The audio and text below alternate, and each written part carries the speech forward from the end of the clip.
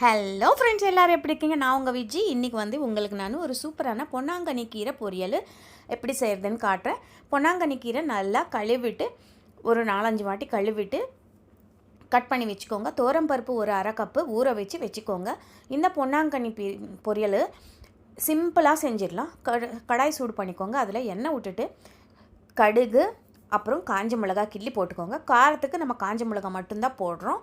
நல்லாயிருக்கும். இந்த பொரியலுக்கு நம்ம நிறைய பொருளெல்லாம் சேர்க்க தேவையே இல்லை, சிம்பிளாக செஞ்சிடலாம். பருப்பு நம்ம ஊற வச்சுருக்கோம் இல்லையா, அது இதில் போட்டுருங்க. போட்டுட்டு ஒரு வாட்டி நல்லா மிக்ஸ் பண்ணிக்கோங்க.